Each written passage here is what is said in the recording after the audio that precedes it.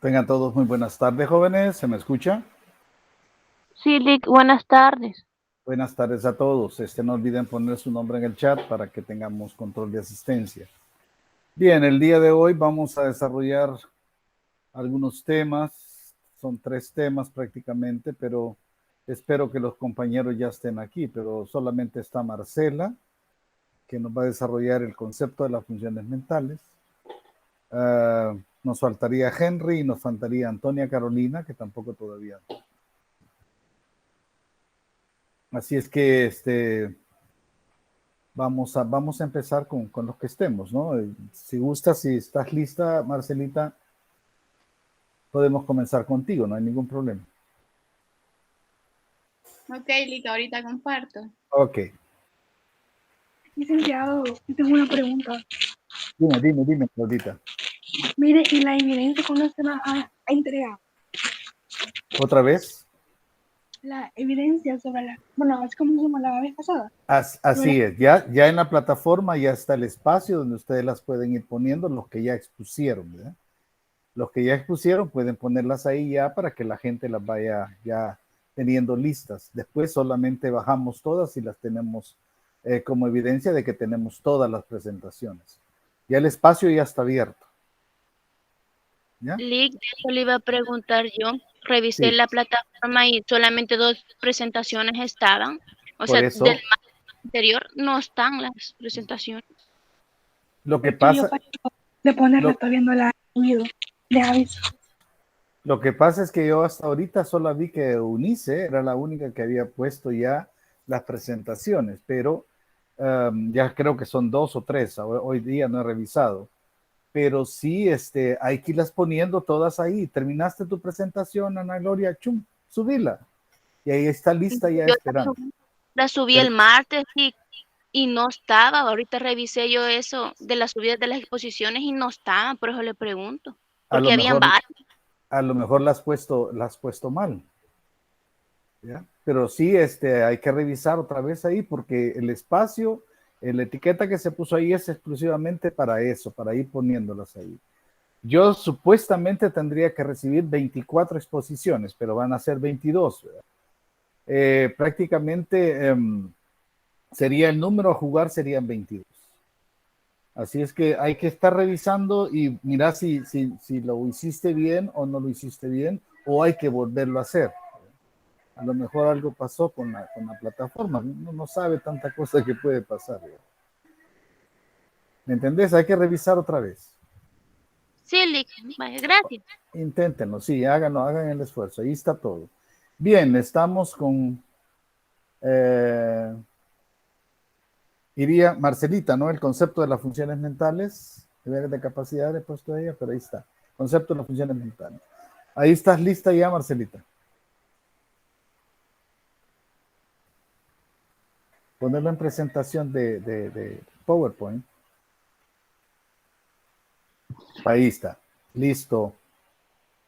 Buenas tardes, licenciado y compañeros. Yo les hablaré sobre el tema del concepto de las funciones mentales.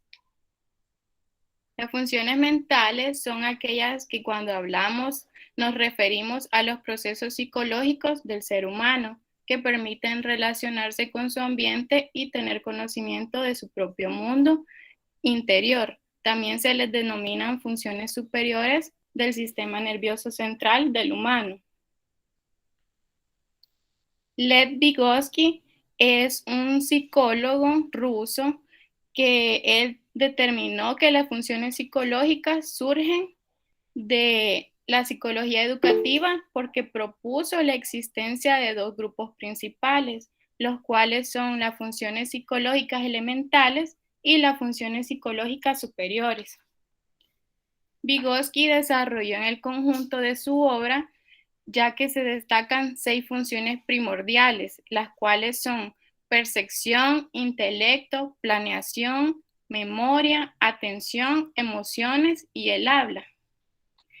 Según el aprendizaje y la adquisición de conocimientos, resulta de la interacción social. De acuerdo con la teoría sociocultural de Vygotsky, el desarrollo cognitivo de los individuos se encuentra directamente relacionado con la interacción social, ya sea en el marco de la cultura dominante, por ejemplo, es decir, que responde al proceso de socialización, pues en él se comprende que el desarrollo de la persona es consecuencia de la socialización. Las clasificaciones mentales, al igualmente que las dimensiones cognitivas, las afectivas y las cognitivas o psicomotoras, se constituyen en el sistema psicológico de la persona, ya que están íntimamente relacionadas y se influencian mutuamente. Por ejemplo, las cognitivas hacen referencia a la atención, orientación, percepción, memoria, pensamiento y lenguaje. Las afectivas se refieren a las emociones, los sentimientos y las motivaciones. Las cognitivas o psicomotoras, por su parte, se refieren a la psicomotricidad. La atención es el proceso por el cual podemos dirigir nuestros recursos mentales sobre algunos aspectos del medio, los más relevantes, o bien sobre la ejecución de determinadas acciones que consideramos más adecuadas entre las posibles. Hace referencia también al estado de observación y de alerta que nos permite tomar conciencia de lo que ocurre en nuestro entorno. Como sabemos, a lo largo de nuestra vida necesitamos la atención para todo tipo de cosas. Desde niños aprendemos a centrarnos en unos estímulos, ignorando otros que son de menor importancia, ya que a veces somos capaces de recordar fácilmente una conversación que hemos tenido, pero no somos capaces de recordar otros aspectos. Por ejemplo, el lugar en el que estuvimos, la ropa que cargamos o que cargó la persona con la que compartimos, o si hacía frío o calor, entre otras cosas. Existen diferentes tipos de atención. Por ejemplo, la atención sostenida, que es la capacidad para mantener la atención en el tiempo, ya que depende de una buena medida de las características individuales que tenga cada sujeto, así como las circunstancias ambientales. Y está la atención selectiva, que es la capacidad de diferenciar los estímulos relevantes o aquellos a los que nosotros le damos más prioridad. La atención alternante es la capacidad para cambiar de manera alterna de una tarea a otra. Y la atención dividida es la capacidad para atender a más de un estímulo mismo y procesar la información relativa a cada uno de ellos a la misma vez. La conciencia es el conocimiento que un individuo tiene de sí mismo y del ambiente en el que se encuentra.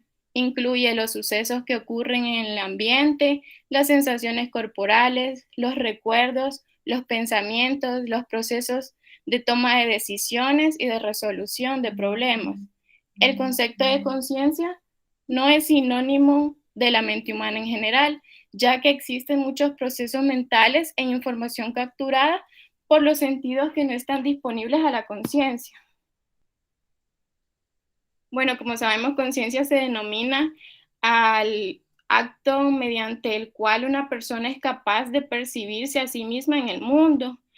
En este sentido, la conciencia también implica el hecho en sí de un individuo darse cuenta de todo aquello que ocurre a su alrededor, fuera del yo, como resultado de un conjunto de reflexiones sobre las propias acciones y las realidades presentes en su entorno.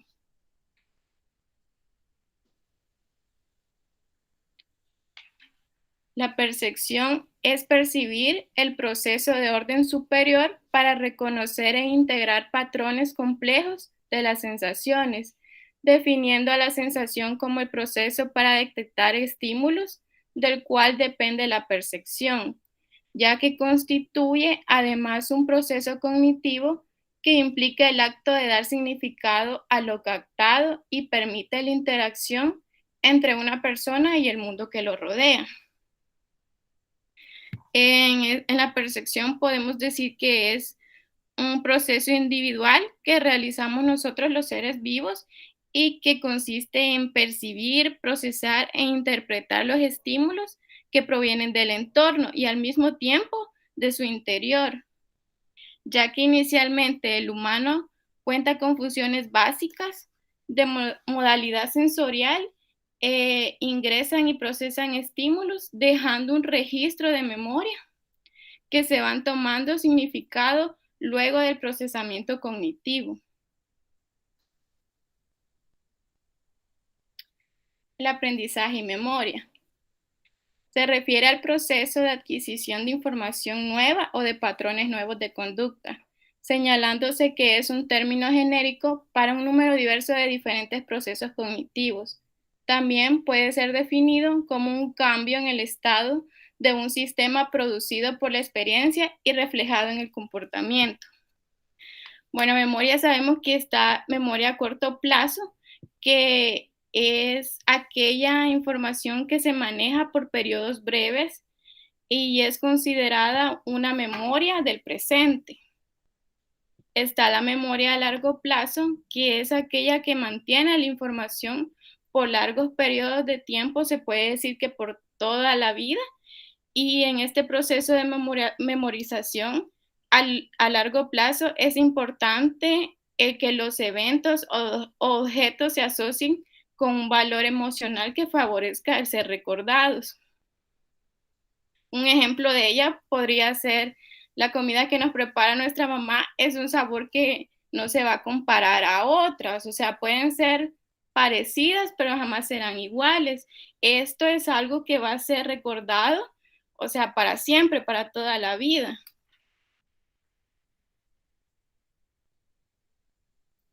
El lenguaje es una función cerebral que está constituida por un conjunto de signos, tanto verbales como no verbales, o escritos. Se configura como la principal forma de expresión y comunicación humana. Resulta fundamental como vía de acceso al pensamiento y por lo tanto es fundamental para la exploración del resto de las funciones mentales del individuo. En esta parte del lenguaje, lo que es importante es conocer cómo el cerebro humano va comprendiendo los mensajes que recibe, ya sea si estos son orales o escritos, ya que la percepción será diferente si es de forma auditiva o de forma visual. También se pretende conocer la producción del lenguaje y analizar las estructuras y procesos que confieren la habilidad humana del hablar y comprender.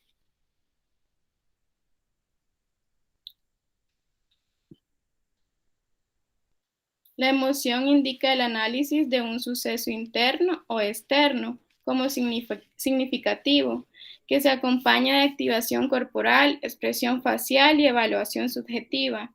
Dentro de las diferentes concepciones se han descrito 6 tipos básicos de respuestas emocionales. Estas, al parecer, son universales, pues están presentes en todas las culturas. Ellas son alegría, tristeza, ira, miedo, desagrado y asombro. Las emociones siempre serán reacciones que todos hemos experimentado. Como lo mencionaba, son algunas de ellas y son conocidas por todos nosotros, pero no por ello dejan de tener su complejidad, ya que aunque todos hemos sentido la ansiedad o el nerviosismo, no todos somos conscientes de que un mal manejo de estas emociones puede acarrear un bloqueo o incluso una enfermedad.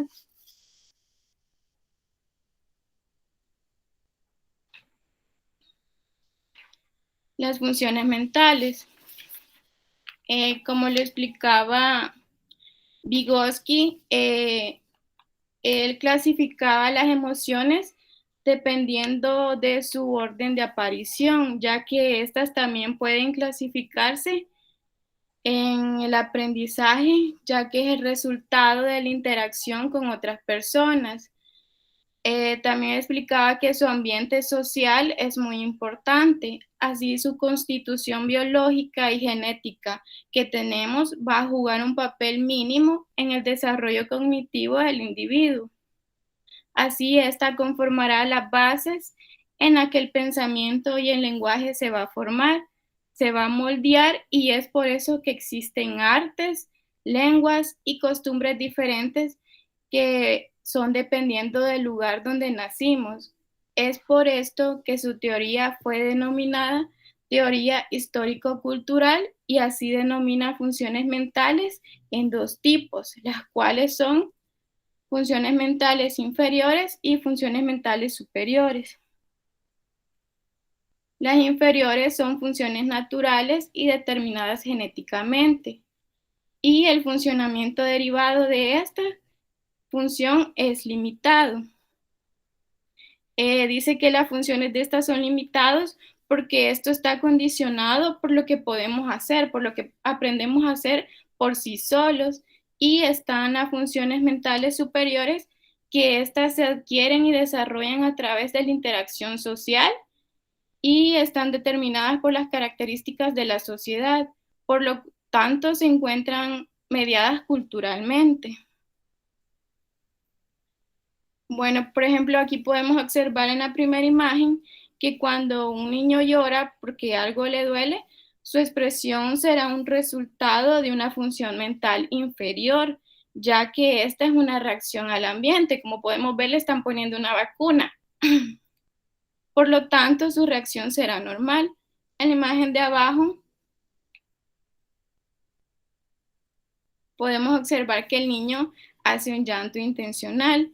Él está llorando, se puede decir, para llamar la atención, que es una forma de comunicación, pero esta comunicación solo se da con interacción con las demás personas. En ese momento se puede decir que ya se trata de una función mental superior o de la habilidad psicológica propia de este niño, por lo que todas las personas tenemos la habilidad para enseñar algo que sabemos, pero se deben alcanzar dichos peldaños antes de poder lograr un alto conocimiento a ese nivel. Sin embargo, el niño posee herramientas para poseer dicho conocimiento, a lo que Vygotsky denominó zona de desarrollo próximo, que son 3. La primera es la zona de desarrollo real, que es aquello que una persona puede resolver sola. Como podemos ver en la imagen, es un niño andando en bicicleta sin necesidad de ningún apoyo. La segunda es la zona de desarrollo potencial, que es lo que una persona puede hacer con ayuda. Por ejemplo, este niño está aprendiendo a andar en bicicleta, pero necesita de un apoyo. Y la tercera es la zona de desarrollo próximo, que esta es gracias a la interacción o ayuda de otras personas, que puede realizar una tarea o resolver un problema de una manera y con un nivel que no sería capaz de resolver si lo hiciera individualmente. Por ejemplo, podemos observar que el niño puede andar en la bicicleta prácticamente por su cuenta, pero es gracias a su padre que lo logra hacerlo de una manera que sería más difícil de alcanzarlo por sí solo. Y eso sería todo. Gracias por su atención. Bien, gracias a ti, Marcelita. Mire, cuando nosotros hablamos de atención, solamente para corroborar un poquito lo que está diciendo Marcelita, dicho en español nomás, nosotros podemos hablar de dos tipos de atención. Podemos hablar de una atención voluntaria y podemos hablar de una atención involuntaria. Cuando nosotros hablamos de atención voluntaria es cuando nosotros estamos poniendo todos nuestros sentidos o toda nuestra selectividad en algo que es importante para nosotros. Por ejemplo, existe la diferencia entre oír y escuchar. Yo oigo los ruidos que están a mi alrededor, pero no me interesan. Pero oigo la voz de Marcela, que sí me interesa, y a ella la estoy escuchando. Entonces, ¿qué hacemos? La selectividad de lo que me importa y de lo que no me importa, ¿verdad? También podemos decir de que la frontera que existe entre la atención voluntaria y la involuntaria es casi imperceptible.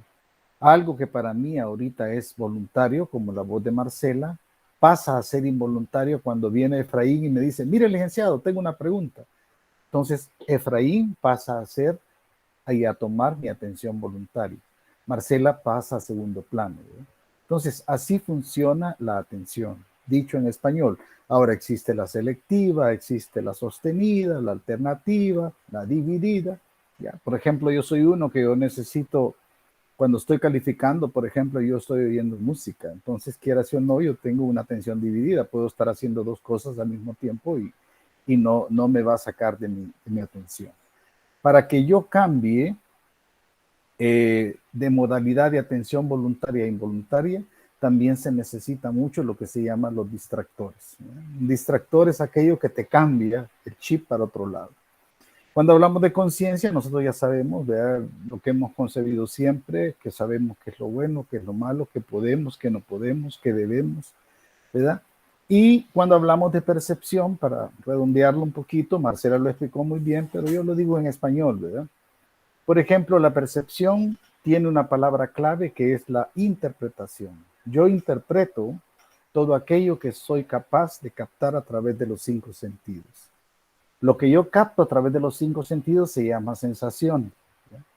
Pero como yo interpreto lo que sentí, lo que capté a través de los 5 sentidos, eso se llama percepción. El aprendizaje es otra cosa bien importante dentro de todas estas funciones mentales. Es bien importante porque el aprendizaje es un cambio relativamente permanente de comportamiento. ¿Qué es el comportamiento? Es la conducta, dicen también. ¿Qué es la conducta? ¿Qué es el comportamiento? Es cómo yo pienso, cómo yo siento, cómo yo actúo. Entonces, ese comportamiento es lo que la gente ve de mí. Cuando hablamos de memoria, es aquella capacidad que tenemos nosotros los seres humanos de poder traer a la actualidad algo que sucedió en el pasado. Ahí lo guardamos en la memoria, ¿no? Pero cuando lo necesitamos, lo sacamos. Cuando hablamos de lenguaje, puede ser verbal, escrito o gestual, ¿verdad? Por ejemplo, el lenguaje es el vehículo que utiliza el pensamiento para poder sacar todos los conocimientos que tiene guardados ahí. Lo que yo estoy pensando ahorita solo lo puedo sacar fuera de mí a través del lenguaje, ya sea verbal, escrito o gestual, ¿eh? Eso dentro de eso. Las emociones, Marcelita lo dijo muy bien, son cosas que aparecen. Por ejemplo, yo lo puedo resumir la emoción como una reacción ante un estímulo, ¿ya? Es algo que yo puedo decir, digamos, que aparece con rapidez, pero también así desaparece con rapidez. Las emociones son así, son efímeras. Por eso, ahorita estoy alegre, en un segundo estoy triste. Algo me agrada, algo me desagrada, ¿verdad? Algo me causa alegría, algo me causa tristeza. Algo me da cólera, me da ira y otra cosa me da miedo. Todas esas son emociones primarias que nosotros utilizamos a diario. De repente sentimos un escalofrío, nos da miedo, inmediatamente nuestro cuerpo reacciona. Es una emoción. Algo más fuerte que la emoción es el sentimiento, ¿no? Vaya, por ejemplo, para poderlo explicar en buen español, una chica que a mí me gusta, primero me emociona. Me emociona porque me gusta y me encanta verlo. Es algo que en mí causa hasta, como dicen las hipotas, mariposas en el estómago, ¿no? Cuando lo veo. Entonces, cuando la veo, a mí me causa eso. Esa es una emoción. Cuando yo empiezo a hablar con esta persona y nos empezamos a conocer y toda cosa, vamos generando un sentimiento. Y de repente ese sentimiento se convierte en amor, ¿verdad? Y después ese sentimiento de amor se convierte en pasión. Y que de más adelante nos odiemos es otra cosa, ¿verdad? Pero son prácticamente emociones las que están funcionando, ¿verdad? Marcelita lo ha explicado muy bien. También habló ella de las funciones mentales superiores y las inferiores. Unas son genéticas, las inferiores, y las otras pues las vamos aprendiendo a través del tiempo y de todos los estímulos que recibimos a través de la sociedad. Marcelita lo explicó muy bien, la felicito. Bien, pasamos ahorita, ya Antonia ya está con nosotros y Antonia viene dispuesta a sacarnos del tema de la genética de las funciones mentales. Estamos esperando a Henry todavía, pero no sabemos si va a aparecer. ¿Está lista, Antonita? Sí, ahorita comienzo. Bien, cuando tú quieras, hija. Va, perfecto.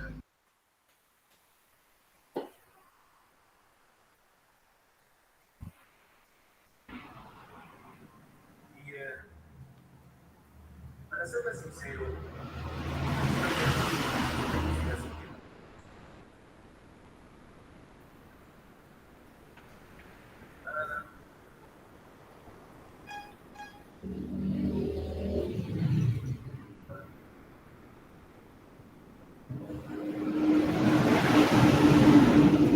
Ahí está.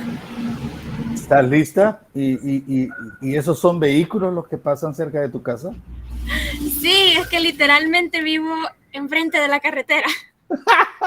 Por eso yo dije, está llegando en avión, dije yo. ¿Verdad? Ah, caray. Ponerle en presentación de PowerPoint y estás lista. Ahí estás lista ya. Bueno, Sonido tenés perfecto, que ya te vimos los aviones también. casual, Ok. viajando de Dubái. Eso, sí. Bueno, tengan todos muy buenas tardes. Mi tema a desarrollar es las genéticas de las funciones mentales. La genética de la conducta. El origen y desarrollo de la genética de la conducta en sentido amplio ha sido un campo de interés para muchos investigadores desde finales del siglo XIX, cuando Francis Galton comenzó a plantearse leyendo las teorías de Darwin, quien era su primo, sobre la evolución si la herencia afecta a la conducta humana. Él sugirió algunos de los métodos más utilizados después en genética de la conducta humana, que esto incluye el estudio sobre las familias, el estudio sobre los gemelos y diseños de adopción. Y llevó a cabo los primeros estudios sistemáticos con familias que mostraban muchos ciertos rasgos de comportamiento que se transmiten de familia en familia. Aquí, por ejemplo, está cuando llega un paciente y el paciente, por ejemplo, muestra su sintomatología de que padece diabetes. A él le tienen que investigar sus antecedentes familiares, si en dado caso su familia tenía, si presentaba este caso de diabetes, si presentaba caso de hipertensión, cosas que se pueden heredar, y pues aún en la actualidad se mantiene ese criterio. Importancia de los factores genéticos. Los investigadores en genética de la conducta intervienen que los factores hereditarios intervienen y bastante en muchas conductas complejas, incluyendo capacidades cognitivas, personalidad y psicopatologías. Aquí presentando la creatividad, se define normalmente como habilidad para pensar divergentemente en lugar de adoptar las soluciones clásicas o habituales de algún problema. En la creatividad sí es hereditaria. Se estima que un entorno del 25% lo hereda, pero mucho parece que en este caso hay más influencia en lo compartido, es decir, no es tanto en lo genético, sino en lo que lo rodea, pero sí lo puede heredar esa creatividad de su familia a él. Dificultades para la lectura. Al menos un 25% de los niños tienen dificultades para aprender a leer. En algunos existen causas específicas como retraso mental, daño cerebral, problemas sensoriales y carencias culturales o educativas. Pero otros muchos niños sin estos problemas encuentran también dificultades para leer, y algunos estudios sobre familias han puesto de manifiesto que otros parientes tenían esta discapacidad que se han propuesto estimar que un 30% de esto tiene influencia hereditaria en este rasgo. Así que no es solamente que el niño tenga problemas en su aprendizaje, sino que posiblemente lo pudo haber heredado, no sencillamente del papá o la mamá, sino que podría haber sido de algún tío o algún familiar cercano. El retraso mental hace referencia a una capacidad intelectual por debajo de lo normal, concretamente a coeficientes de inteligencia inferiores a 70. Es grave si el sí no llega al 50 y leve si la familia mantiene este coeficiente de inteligencia entre el 50 y el 70. Entre sus causas se incluyen factores genéticos poco frecuentes como anomalías cromosómicas, como la trisomía del 21, también conocido como las personas que tienen síndrome Down, y desórdenes monogenéticos como la fenilcetonuria, que es cuando el niño nace prematuro, u otros que originan procesos degenerativos, así como factores ambientales, que esto podría ser las complicaciones al nacer, las enfermedades en la infancia, deficiencias de la nutrición incluso. Los hermanos de individuos con retraso mental leve manifiestan estadísticamente cierto retraso mental, como los hermanos de individuos con retraso mental grave suelen dar un coeficiente intelectual normal. Esto indica que las causas del retraso mental ligero o leve no son congénitas.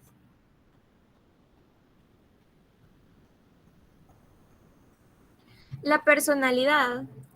Diferencia entre individuos en cuanto a emocionalidad, niveles de actividad, sociabilidad y otros muchos rasgos que han sido también objeto de estudio. Los estudios sugieren una heredabilidad del 40% para la emocionalidad y el 25% para los niveles de actividad y la sociabilidad. En las conclusiones más importantes de un amplio estudio indican que casi todas las destrezas cognitivas muestran una influencia genética apreciable y que la influencia del entorno después de la infancia es ante todo la variabilidad no compartida, o sea, las experiencias que los individuos en la interacción con el ambiente intentan coincidir. Un gran ejemplo de eso es que si los padres son sociables, por decir así, pero estos limitan a sus hijos, digamos, si ellos solo tienen un hijo, él no va a poder tener esa sociabilidad, ya que lo han limitado de estar con alguien para interaccionar, e incluso esta puede ser uno de los factores por lo cual él sea tímido, porque no ha tenido un compañerito, por decir así, con quien desenvolverse. Pero no obstante, esto quiero llegar a entender de que el ambiente tiene mucho que ver, no solo es genético, pero sí puede. Que los padres que tienen varios hijos, ellos suelen ser más sociables y más si estos son hombres y mujeres, porque tienen interacción con ambos sexos.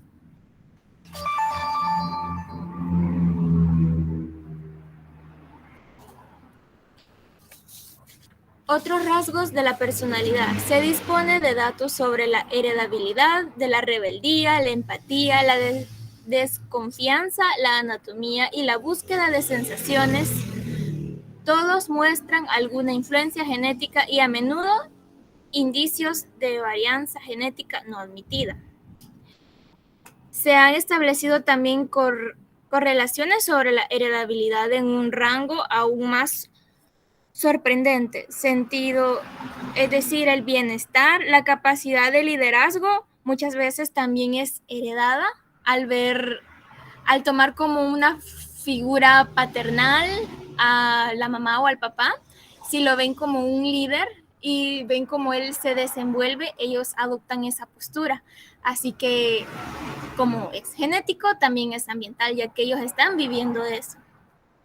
Otro puede ser la conducta agresiva, también es transmitida, aunque se genere en la familia, si el papá es, por ejemplo, es agresivo, no es que el hijo en sí lo va a heredar, pero muchas veces viéndolo lo toma como ejemplo. Así que es más un modo ambiente.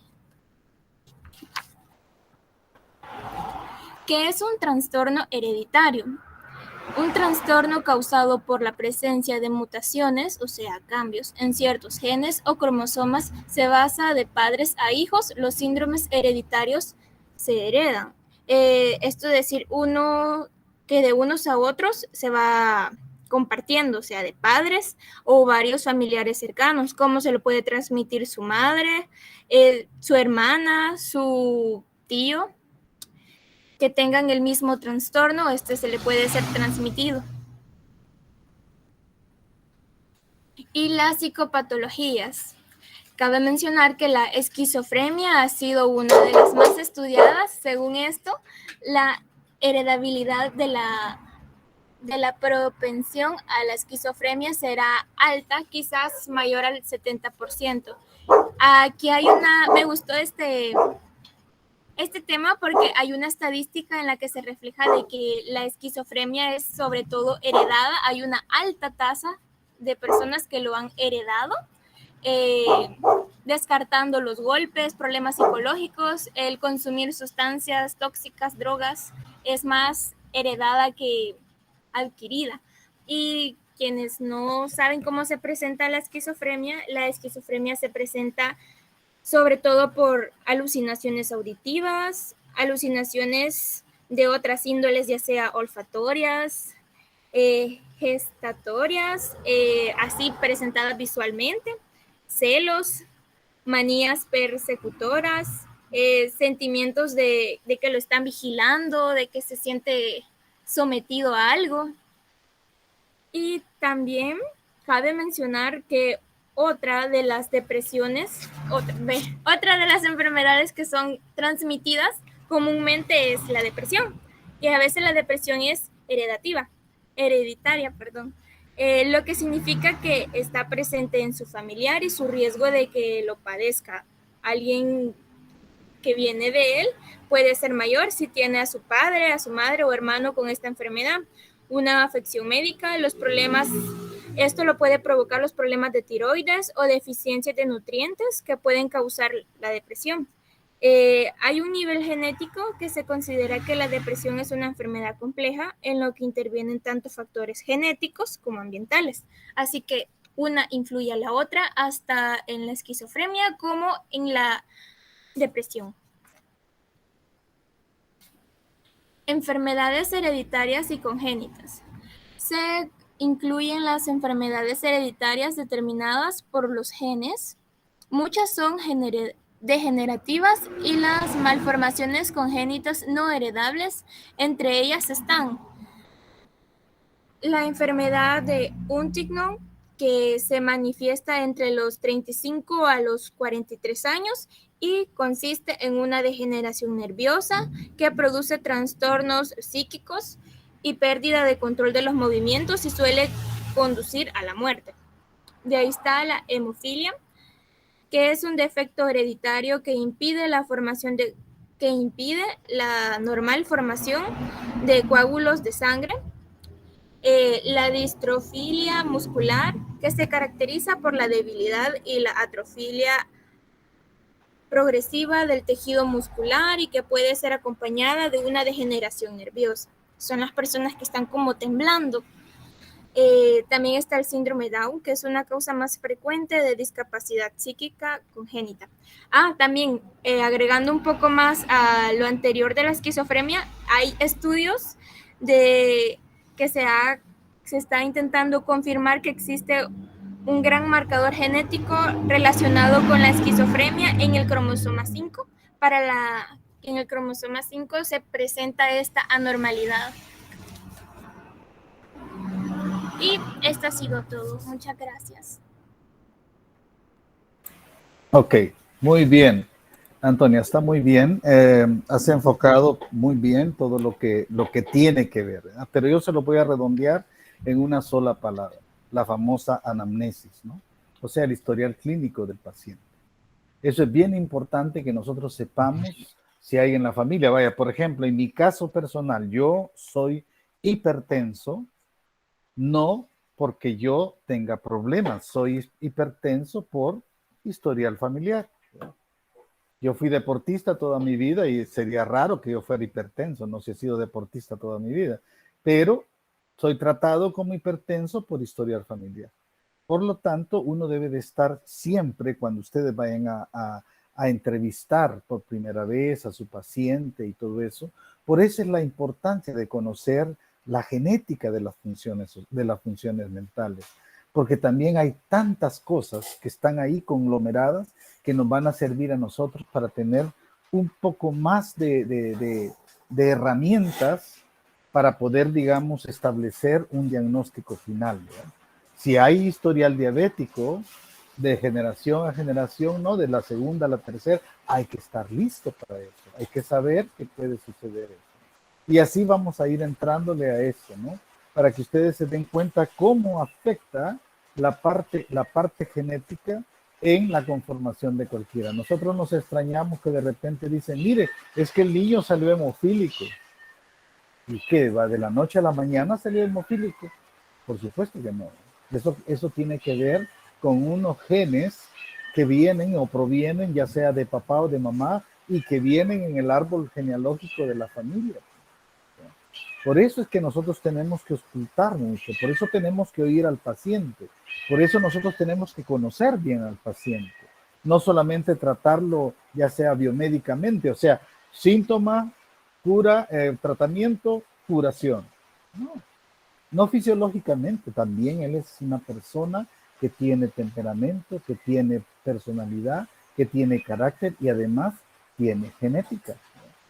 Y eso va a afectar también a su comportamiento. Un niño no crean ustedes que nació malo. No, el niño no nació malo, el niño lo hicieron malo o apareció genéticamente que alguien también ya era malo. Entonces, son conductas que nadie se explica. Vaya, como la cuestión de que cuando vemos nosotros los hombres cómo camina papá y cómo camino yo, ¿verdad? Como que nos han robado las sandías y ahí vamos, ¿no? Porque así camina papá, porque papá es nuestro modelo como hombres. Y mamá es el modelo de mis hermanas como mujeres. ¿Ya? Entonces, según como nosotros actuemos también en la casa, todos esos modelos van a influenciar mucho en la conducta de las personas. Es bien interesante todo este tema de la genética, porque va a afectar todo un diagnóstico el día de mañana, ¿no? ¿Ya? Puede ser que a lo mejor tú no pienses en esto y en lo otro, pero genéticamente puede ser tomado en cuenta. Por ejemplo, el caso de la esquizofrenia, ¿no? La esquizofrenia es hereditaria. Si en mi familia ha habido esquizofrénicos, quiere decir que yo tengo, aunque sea un gen por ahí que está tocando duro para ver que pueda resurgir un tipo de enfermedad como esa, ¿no? Eso pasa. El síndrome de Down, por ejemplo, vaya, una de las cosas que nosotros hemos detectado a través de la experiencia es que donde se puede dar con más frecuencia el aparecimiento de un niño con un síndrome de Down, o sea, tener un cromosoma adicional en el 21, ¿no? Por eso se llama trisomía 21. Es posible, alguna de las causas que nosotros hemos detectado a través de la experiencia es o padres demasiado jóvenes o padres demasiado viejos. Y la otra parte es el componente genético. Si hay familia dentro de mi familia o dentro de mis hermanos que tiene este síndrome. Se llama síndrome porque ustedes han visto los Down. Todos se parecen. Todos se parecen. ¿Ya? Tienen los dedos más chiquitos, tienen la lengua bien larga, generalmente tienen problemas con la ¿cómo se llama? Con la tiroides. ¿Ya? Casi todos son gordos. Raro el Down delgado. Raro. Todos tienen algún tipo de afección cardíaca, ¿no? Por su misma obesidad mórbida que tienen, ¿no? Tienen un promedio de vida de 32 años. Yo conozco Down que ya tienen 45 o 50 años. Y ahí están todavía. Promedio. No quiere decir que es una regla. Muchos de ellos tienen lenguaje, otros no. Todo depende cómo haya sido la estimulación que han tenido durante toda su vida. Algunos de ellos tienden a tener ciertas destrezas, pero también tienden a tener muchas torpezas, porque no pueden manejar muy bien su motricidad fina. Entonces, hay un montón de cosas que pueden aparecer a través de la misma genética que tiene que ver con la parte médica, porque ustedes van a ser los médicos que van a diagnosticar el día de mañana a los pacientes.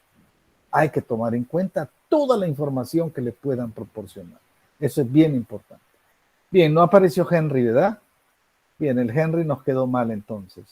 Muchachos, vamos a llegar hasta ahí con estos dos temas que han sido bien interesantes. Felicito a los expositores. Realmente han aportado información valiosa y eso es lo que yo espero de cada uno de ustedes, ¿no? Información valiosa, que la van a hablar en su lenguaje y yo se las traduzco al español, no hay problema. Eso no es problema para mí. Pero sí es bueno cuando ustedes lo sepan explicar campechanamente a la gente, ¿no? Que la gente lo entienda bien, qué es lo que está pasando y en qué puedo servirle yo, en qué puedo ayudarle yo. Y además de eso, ¿para qué estoy yo como futuro médico que voy a hacer? ¿Ya? Para aliviar el dolor de las personas. Jóvenes, vamos a llegar hasta ahí. Espero de que no caiga la gran tormenta para ustedes ahí en su casa. Aquí ya está cayendo. Pero cuídense mucho, ¿verdad? Y vamos a vernos primero Dios el día de martes de la próxima semana, que ya tendríamos el día 5, ¿ya? Y luego terminamos el día 7, ya que nos quedaría pendiente Henry, nos quedaría pendiente Patricia, pero todavía hay 2 espacios en las últimas 2 exposiciones, tenemos un espacio en cada una de ellas para ellos, será su última oportunidad, ¿verdad?